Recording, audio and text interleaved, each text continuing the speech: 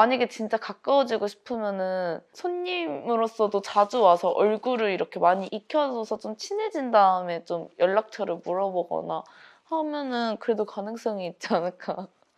거절하기가 쉽지가 않잖아요. 일하고 있는 상황이고 손님인데. 라라쌤님한테 만약에 누가 와서 만나자고 하면 만나실 의향은 있으세요? 그 다음부터는 그분이 오면 도망다녔죠.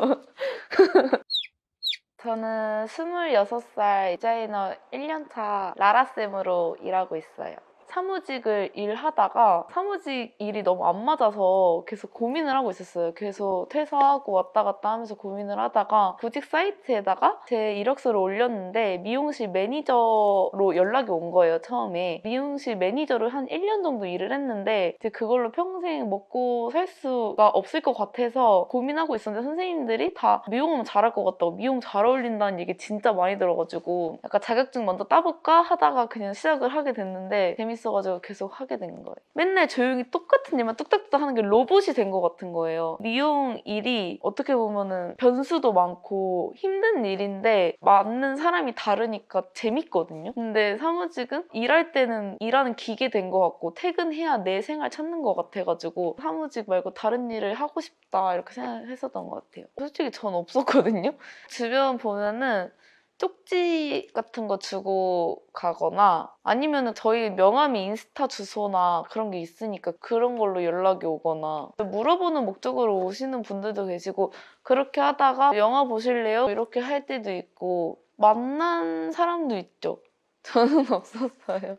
그럼 미용사를 만나보려면 어떻게 하는 게 좋을까요? 일단은 손님이랑 디자이너로서 좀 친해져야지. 거리를 좀 가까이 한 다음에 연락을 하면은 그래도 가능성이 있는데 머리 받자마자 예를 들어 뭐 남자친구 있으세요? 뭐 이렇게 하면은 부담스러울 수 있죠. 만약에 진짜 가까워지고 싶으면은 손님으로서도 자주 와서 얼굴을 이렇게 많이 익혀줘서 좀 친해진 다음에 좀 연락처를 물어보거나 하면은 그래도 가능성이 있지 않을까. 거절하기가 쉽지가 않잖아요. 일하고 있는 상황이고 손님인데. 라라쌤님한테 만약에 누가 와서 만나자고 하면 만나실 의향은 있으세요? 어떤 사람이냐에 따라 다를 것 같아요. 마음에 들면 만날 수도 있죠. 근데 마음에 안 일단 내가 들면 마음에 들어야 되거든요. 네. 어디서 하느냐에 따라서 엄청 다른데 서울 이런 데는 뭐 진짜 긴 데는 6, 7년 막 이렇게도 한다고 하는데 사실 일산은 거의 2, 3년이에요. 길어도 3년. 진짜 짧으면 1년 반에서 2년인데 그래도 최소한 2년? 2년 정도는 준비를 하고 짧은 기간은 아니네요. 게다가 그 2년은 진짜 일에만 시간 투자해야 되는 거라서 일 끝나고 연습하고 막 그러거든요. 하다 그만두시는 분들도 많으시죠.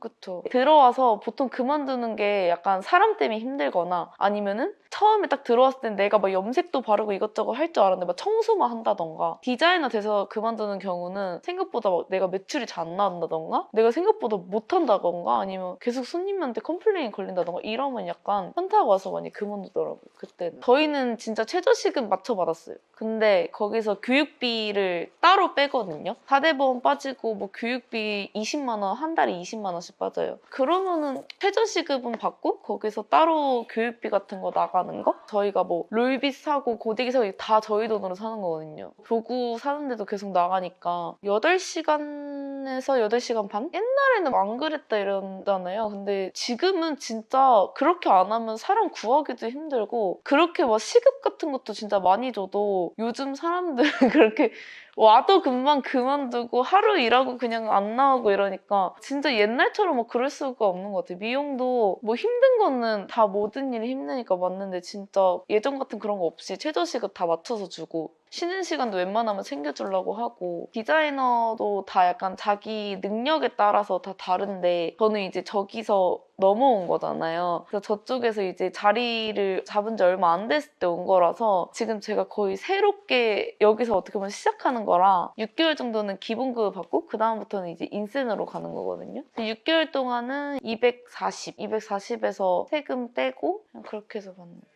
그 안 동안 손님을 채워놔야 되는 6개월 지나면 이제 기본급이 없으니까 디자이너 되고 나서는 만난 적이 없는데 인턴일 때는 딱 한 번 있었어요. 사실 저 웬만해서는 진상이라고 생각 안 하거든요. 그냥 이러는데 그분은 제가 한 번 울었었거든요.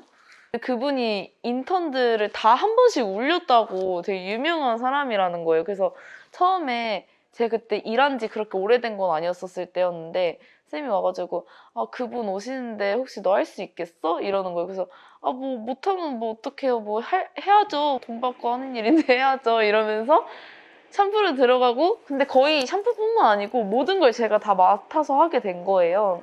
그분이 약간 돈이 있으신 건지 뭔지 모르겠는데 비서분도 있고 그랬거든요. 골프채 막 그 비서가 막 가져다 놓고 막 이랬는데 허리가 아프다고 학생들이 쓰는 그 조그만 의자 있잖아요. 이제 그거를 갖고 왔었어요, 매장에. 그 비서가 거기 갖다 놓고 갔는데 뭐 저한테 자리 옮길 때마다 클리닉 같은 거 했을 때니까 자리를 계속해서 옮길 때마다 갖고 오라고 계속 갖고 오라고 저 일하고 있는 저를 불러서 계속 시키는 거예요. 아 네네 이러면서 계속 그거 들고 갖다 드리고 하는데 샴푸할 때도 물 온도가 미세하게 조금씩 바뀌거든요. 아니 옆 사람이 물 틀었으면은 물 온도 체크하고 해요. 한두 번 해요? 뭐 이러면서 그렇게 얘기하셔서 이분이 약간 예민은 하다고 했는데 진짜구나 이렇게 하다가 그러고 나서 머리를 이제 말리는데 처음에 그냥 두시는 거예요. 잘 말리고 있었던 거겠죠. 근데 갑자기 다 말리될 때는 딱 눈 뜨더니 제 손톱 가더니 아 손톱 깎고 말리라고 이러는 거예요. 손톱 안 깎았죠. 지금 깎고 와서 말리라고. 손톱 깎으러 가는데 막 눈물이 나는 거예요. 내가 왜 손톱을 깎아야 되지? 내 손톱 짧은데. 그 다음부터는 그분이 오면 도망 다녔죠. 나 안 갈래 이러고. 다 한 번씩 울었다고 하더라고요. 헤어 준비하시는 분들 다 너무너무 응원하고 진짜 다 잘하셨으면 좋겠고 그리고 인턴분들 연습하는 거 정말 힘드시겠지만 조금만 힘내서 디자이너 꼭 되시고요.